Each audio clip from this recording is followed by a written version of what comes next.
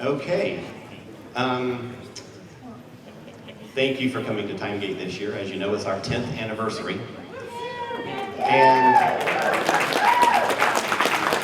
it's also the 10th anniversary of the rebirth of Doctor Who. And we have an actress who has recently been introduced to the new production of Doctor Who and is continuing on in the coming season, later this year, in case you haven't heard that, spoiler. So if you please give a big welcome for her, I found out last night, her very first convention ever. So,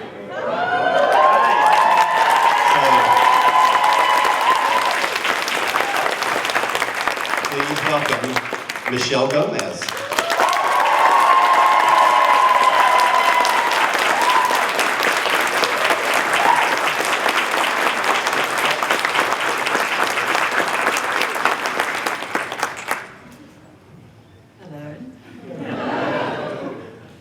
Okay, this is your very first convention. Do you feel overwhelmed yet? Yes. Yes, I mean, thankfully I can't really see you, so... Yeah, these lights are pretty bright. Or maybe that's a sad thing, because, you know, it is really good to be here, and it's mine. I'm just popping my convention cherry here. Here in Atlanta, Georgia, which blows my mind. We're going to talk a little bit, and then we'll have questions from the audience. Okay. Since you're fairly new to American audiences, because a lot of the shows that you've done have been big in England, but Huge. haven't really. Well, I was going to say, you did well. We'll talk about your other productions in a little bit, but tell us a little bit about how you got started acting. Basically, I think I was just showing off a lot at home, and then I realised that I could make money out of it. And so I kind of I was always, you know, mucking about at home, and I learned very early the power of comedy, and it's a great manipulative tool when you're an 8-year-old and you're trying to get your own way, and so it was sort of, and I come from quite a funny family anyway. The Scots are they have a great sense of humour, and I don't know if any of you have heard of Billy Connolly, but yes, that's funny, and that's a funny man. So the Glaswegians have a certain kind of sense of humour, and the Ouija's, as we're known, and so I sort of started when there was a show called Opportunity Knocks, which is a bit like, I guess, a sort of talent show, that you describe it as such. And there was this really beautiful actress or singer that came on the stage, and her name was Marty Kane. This is like a 70s reference, and she was very willowy and beautiful, and there was just a stool on the stage, and she came floated down in a very gauzy type chiffony dress, and she sat on the stool and she began to sing, and then she fell off the stool. And it was the funniest thing, and again, I was probably about 8, and I was like, oh my God, I want to do that. So from then on in, I did try to be a serious actress for about 10 minutes, and that didn't really work, because the more serious I tried to be, the funnier it was. And then I managed to join the dots, and what makes comedy funny is actually the honesty. And if you imbue it with a sort of with a kind of seriousness, if the actor or whoever the storyteller is telling the story seriously and is committed with that intent, then if you try to be funny, it doesn't really seem to work. But most of the characters I play, I don't think are funny. It's always a surprise to me that they're funny.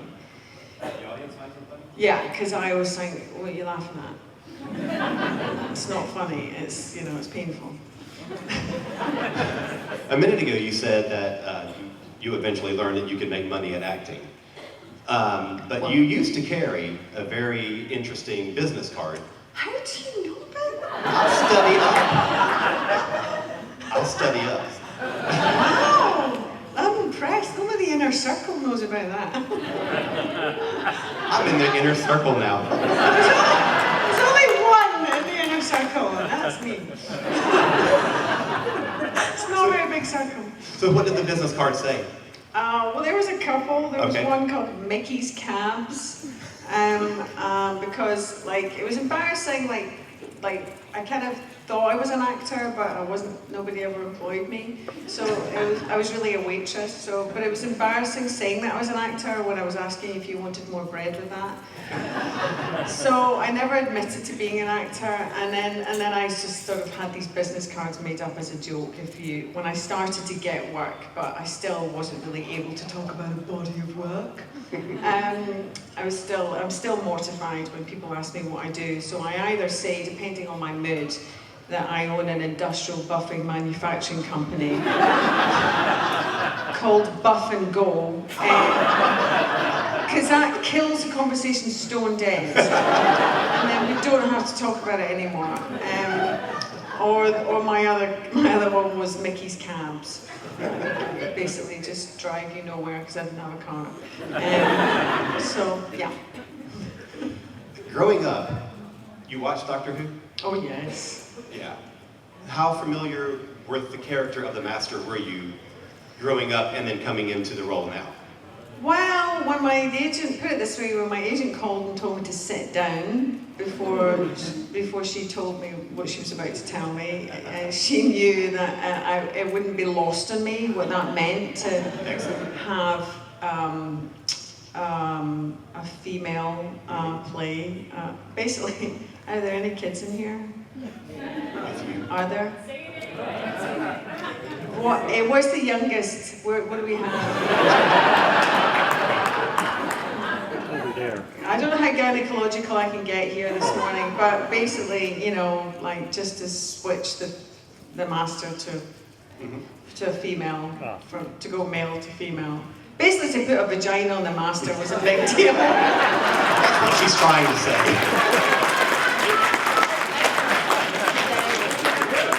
Sorry. But yeah, it's kind of like, it's a huge privilege. It's not lost on me. Did you, at the time, did you think that there might be, like, backlash about the character who'd been so, there's always talk about should the Doctor ever be played by a woman? Right. And now we have the Master being played by a woman. What do you think the reaction would be? Well, luckily, I am a narcissist. And that serves me quite well in that the self-obsession is so loud that I don't really get to think about these things till afterwards. But when I'm doing something, when I'm working on something, I tend to be in it, and then I don't really think about anybody's going to see it. I never think about somebody's going to actually see this stuff, which is good, which can be good and bad. But what it means is that I'm not caught up with the projection of what it might mean or what it might be, thankfully. But then once I'd done it, I was like, oh, well, this might not go down at all well. But what's been really surprising is that nobody has challenged it. Oh, they don't seem to. I mean, I don't do any of that social media stuff. I'm not on Facebook, and I'm not looking online, but it doesn't feel like I haven't had any, when things have gone bad, when something's not working. And so far with any of the interviews that I've done, it's never been challenged. It's more about opening up the conversation, the dialogue from, if the Master can be a woman, can the Doctor be a woman? That's basically what it's opened up. It hasn't closed down any social, sexual, political discussions. It's sort of opened it. If anybody has a question, please come down and line up at the microphone here, and we'll get as many in as we can.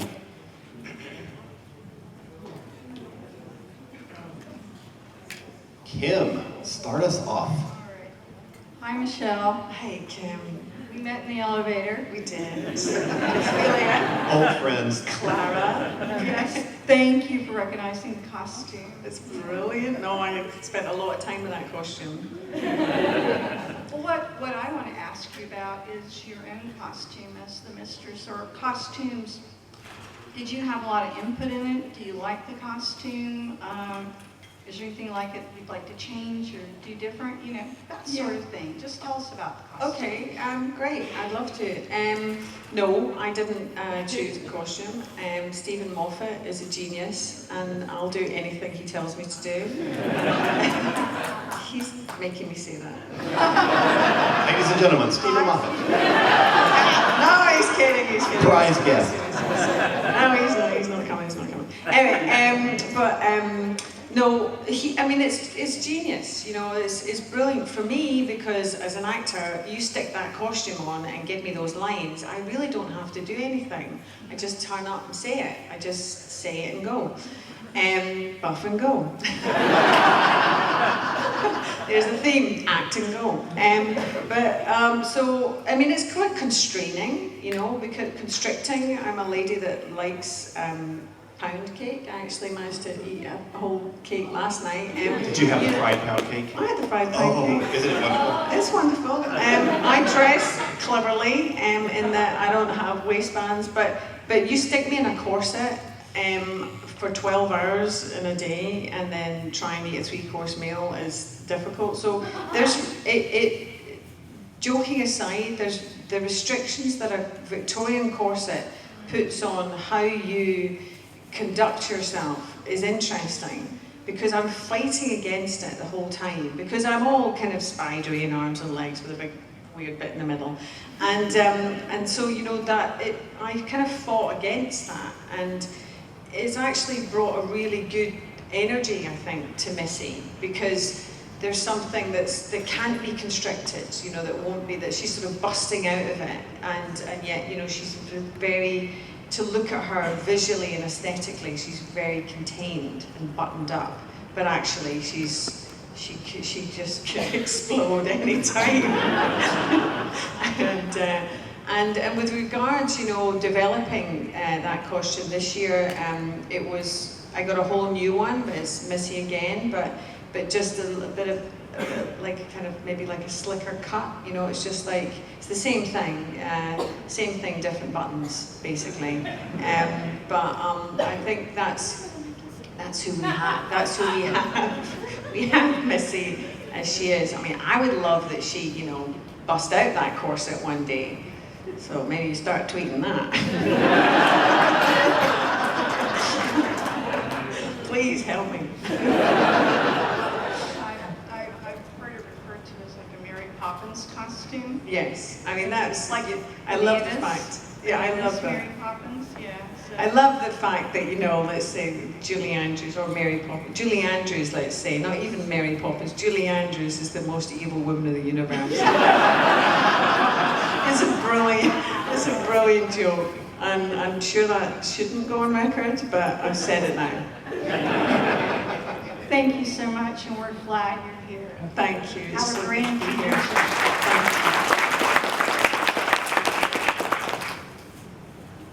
Ms. Gomez, now for those who... Hello, Wales. Hiya. Those of you who aren't from the UK, we just had a general election. Yes. Do you think, with all the evil that Missy has, do you think she would vote for Scottish independence?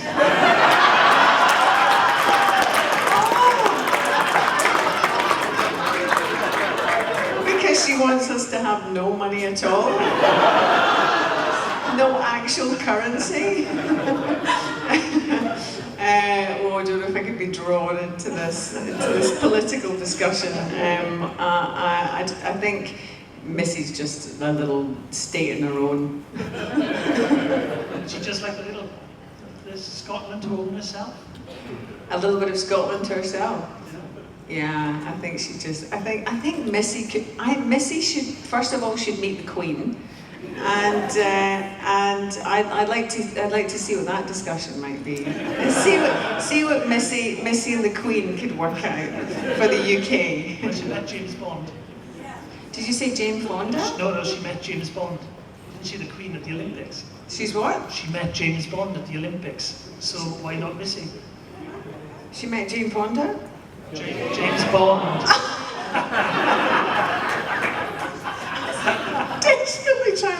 connection. She did meet James Bond, but hey, I mean, whatever. Thanks a lot. Thank you, Wales.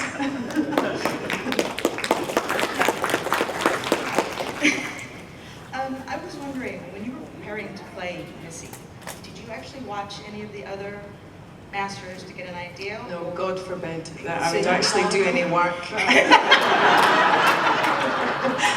You mean research? Yeah, not research, but watch how they portrayed to see, to take off from that, because you were a regeneration. No, I know that is a valid question, but I get caught up with other people's brilliant ideas sometimes, and then might try to go down that route and emulate what they're doing somehow. So it's sometimes, most of the time, I try not to look at what anybody else is doing, so that I can just come at it fresh and make all my own mistakes and grow my own thing and do my own thing and just hope that it works. But yeah, I think I'd get intimidated. Told you to act crazy and you did.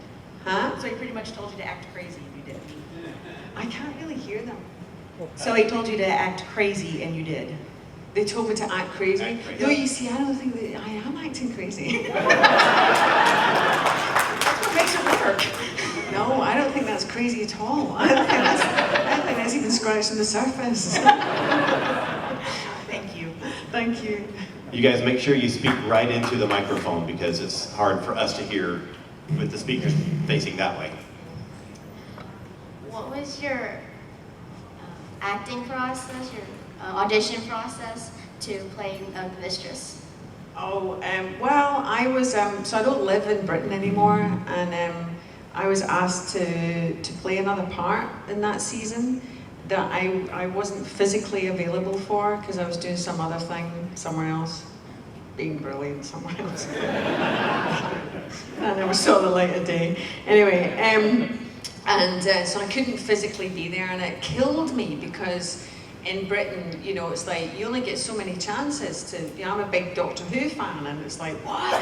And I had to say no, and I was very upset. So I wrote Stephen Moffat a letter, apologising and just just gutted that I couldn't do it. But if there was ever a blue-eyed, high cheekbone, vicious Scottish villain that he might have use for, I'm your man.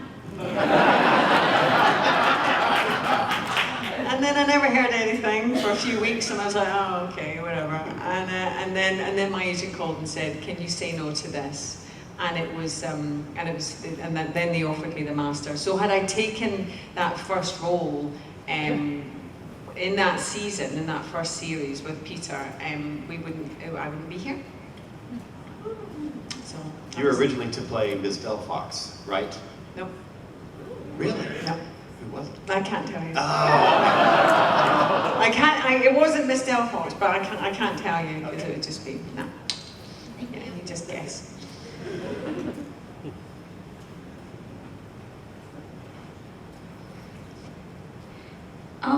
So the Masters over the years have had a lot of different and interesting ways of interacting with the Doctor's companions, and some classic companions have come back for guest spots on Doctor Who. So if you could have a classic companion come back to interact with Missy, who would you want it to be?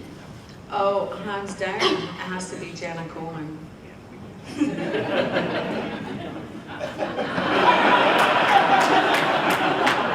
Interesting. Interesting. Do you notice that the costume here? Yes, I do. Osgood, I do. Who just apparently won't stay dead.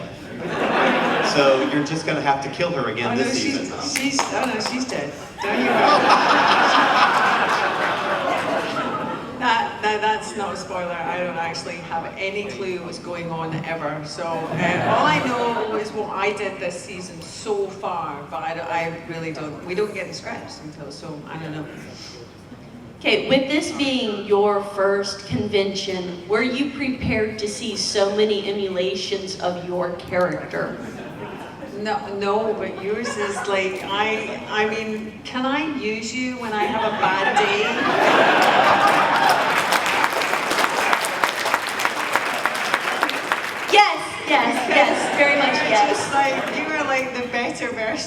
pretty in every way. You look absolutely amazing. Oh my God. You're you just like this. It just means so much to me to see you standing there like that. It's like you just blow my mind. The moment you came on screen, every one of my friends went, "This is Jen." Oh. I made the black suit, and then when when I found the purple fabric, I made the purple suit. Wow. Which I will have the black suit on later on today. Wow, I like the black suit. I like the Yes, black suit. I loved it, and it's very Mary Poppins, and that's when I started singing just a spoonful of sugar helps the arsenic go down. That's so true. I just agree with you. There's nothing crazy about that. No, I just do. I want you to say something nice. I love you. Thank you. That'll do.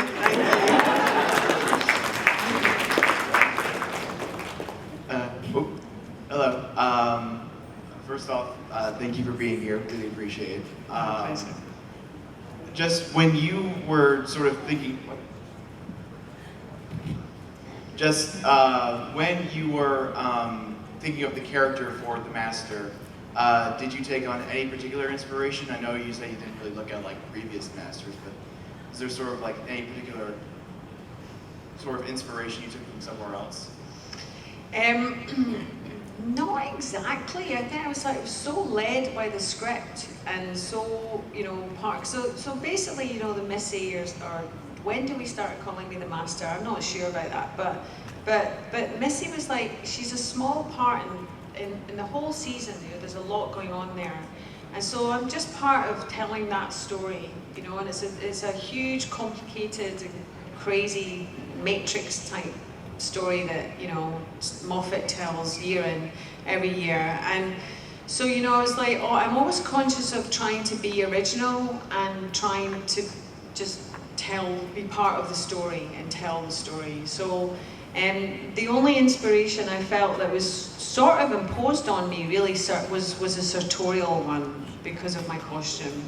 So it was like, for me, it was kind of like having a heightened version of Mary Poppins in a sense, and really going with that, and then just giving into the script. I mean, it's all there, and that's it. I think hopefully Missy sort of stands on her own as being something that's being created freshly, and so I'd love to say it was like a little bit of I don't know, like Richard Gere in there, or like a Richard Gere film, but I don't know. No one person really springs to mind really, other than having Stephen's voice in my head, because of the script and what I was wearing.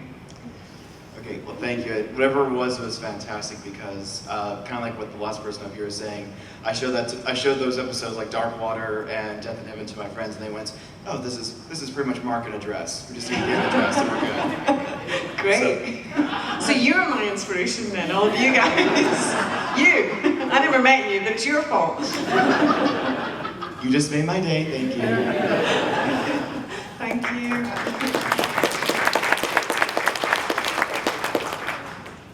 Other than your own, whose is your favorite incarnation of the Master? Delgado. Have you had a chance yet to meet Katie Manning? No, I haven't. No. Oh. No. Well, she's here. I know. I'm looking. I think I am going to. Aren't I? I think so. Yeah, you have some Yeah. photo sessions together. Okay, perfect. Joe Grant needs to come back to the new series.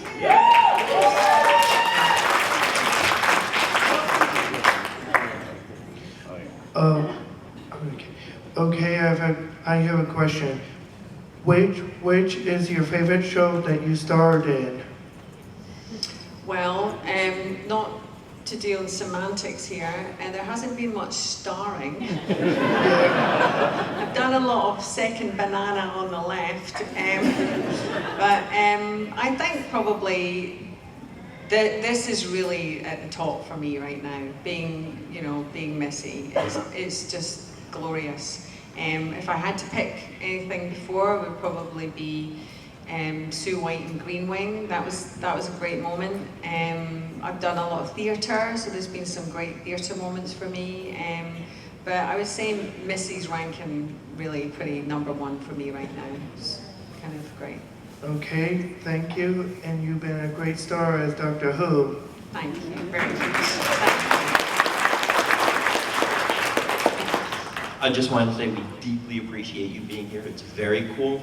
And because I'm a 5-year-old, I have to ask you, as a Scottish person, if you could say a platoon of Jadoon on the moon. A what? A platoon of Jadoon on the moon. A platoon of Janoon on the moon. It's a David Tennant line.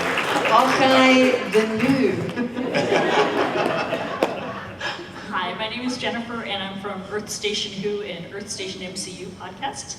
And we'd love to have you on the show sometime. Okay. Excellent.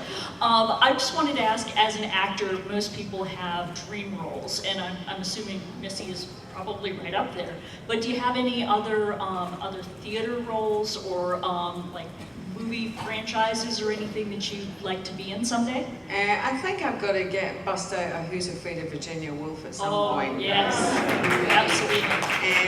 I did a stint at the RSC and did all those big old, crazy ladies, Shakespeare ladies, but Lady Macbeth, maybe a Medea or something, or a Streetcar Named Desire. I've still got to tick those boxes. Excellent. Yeah, that would be. I would definitely love to see that. Thank you very much. Thank you. Hi. When you were doing these little snippets at the beginning of the series, last series, did they bring you in to do them all at one time? Or did you have to come in separately and work with different directors for these little snippets at the beginning of the season? Yeah, no, they had me there. So when they get me there, they use me.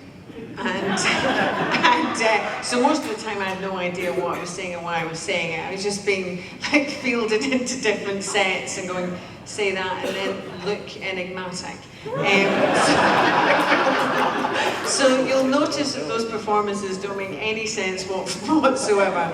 But I kind of, had to be sort of like a sort of theatrical saffron, just sprinkled very gently through the beginning, and I had a vague idea. We really don't quite know what's going on most of the time unless it's the story that you're telling. So, I had a vague idea of why I was there, but it was, they had me, so they used me whilst they could. So they did all your snippets at once? Yeah. So it was one director that did all of those? No, there was 2 or 3. I mean, I had Rachel as my main director for the last 2 episodes, and she did a few of those little segues in, and then there was a couple of other directors that they brought in. It was complicated, but I was the only one I'm the one that's overseas. So when I'm physically there, they'll make the best use of me. So, thank you. Yeah, no problem.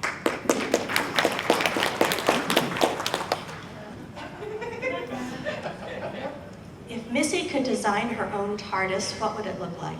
Oh, it would be like let me show you.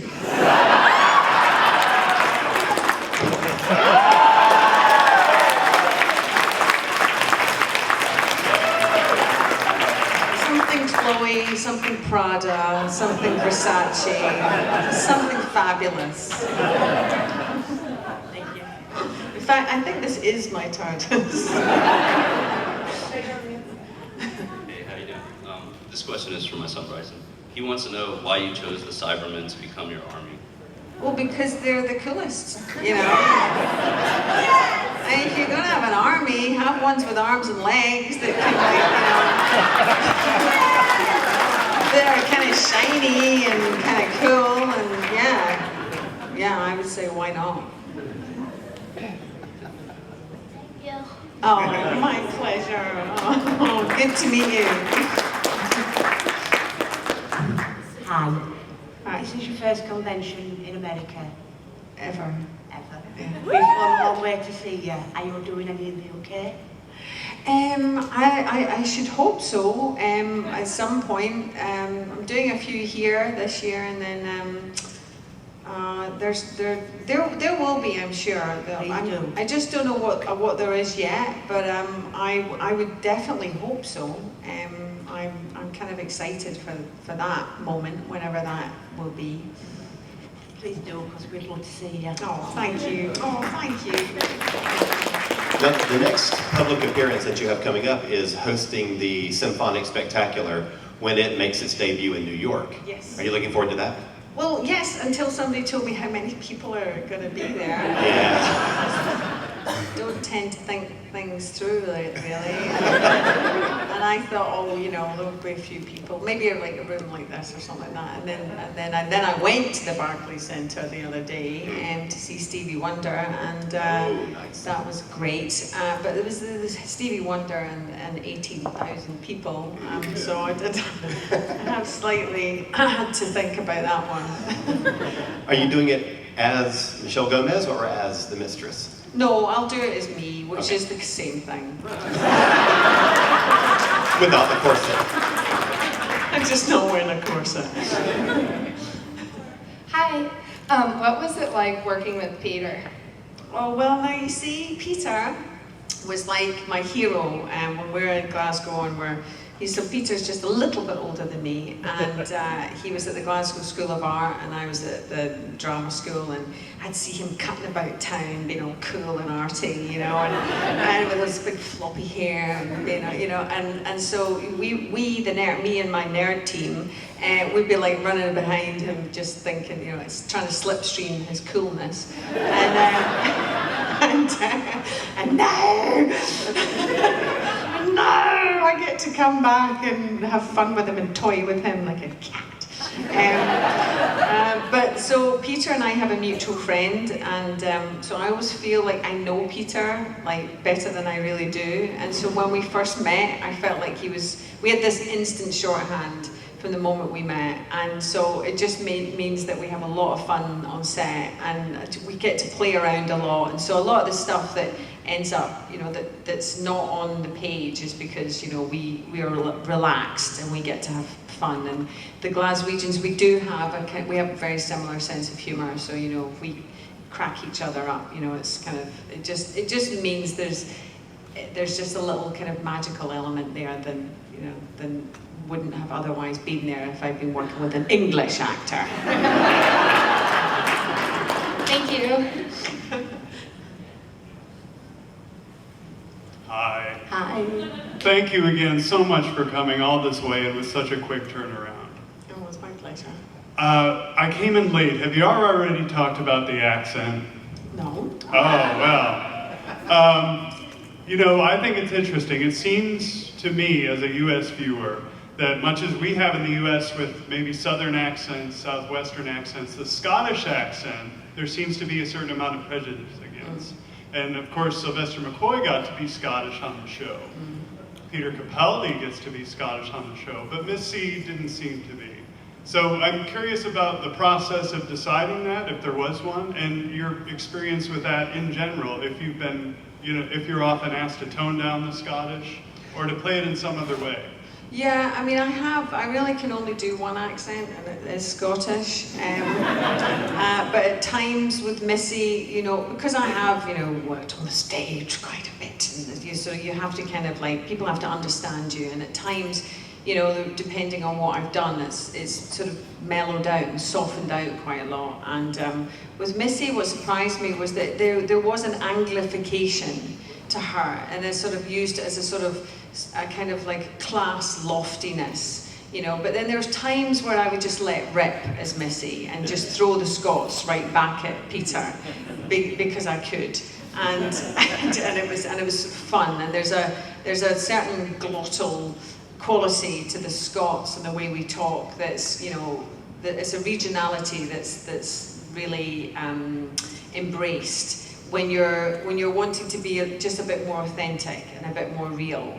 And so I kind of use both, And I've done that throughout my career, really. You know, at times I like to play with both tones and with both accents. And I guess because, you know, I've been away from the UK for a while, you know, it has kind of like mellowed out quite a bit, but I'm still most definitely Scottish, although it's confusing over here with a name like Gomez because I am a Scottish Mexican.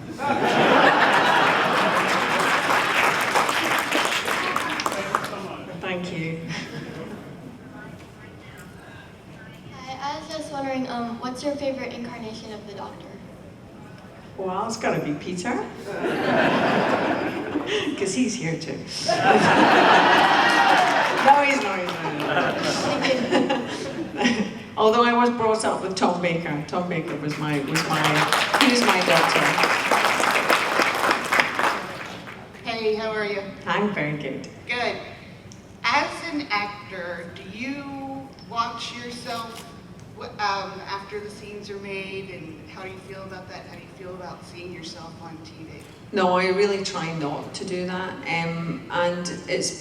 that's why it always surprises me if you have to go to a screening, or you know, there's times where you're kind of forced to watch yourself because it's part of the process, and that always amazes me when I see something. I'm like, I have no recollection of doing that, or I can't believe I did that, or you know. So I really just, I am there on the day, investing and doing what I need to do, the job in hand.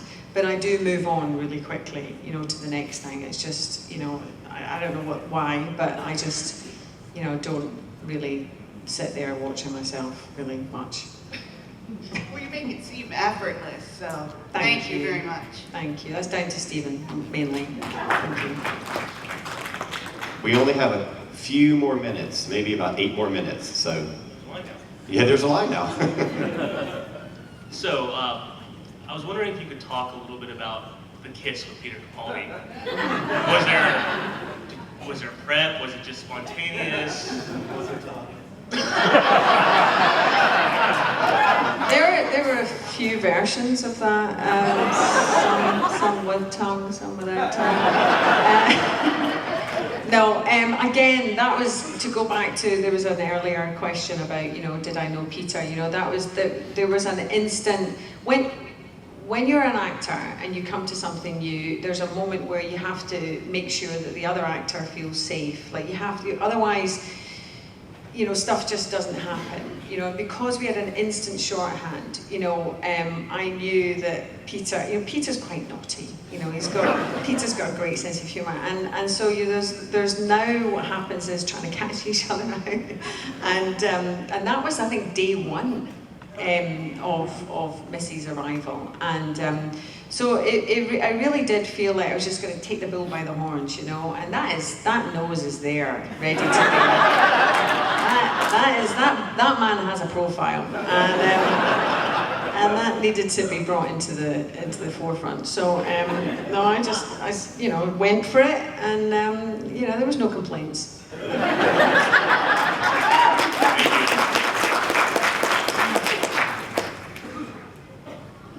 At first, I didn't think I was going to like a female master, but you won me over.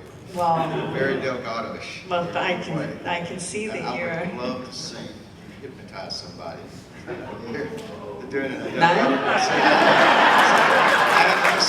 The old baby, just like Delgado did, with that pulling back the lips and everything. That old baby, and then after you get through, go, I just so love doing that because he enjoyed doing it himself. And I can see Missy doing it.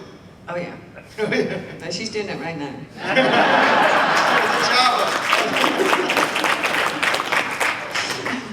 Thank you very much. My pleasure. You look great, by the way.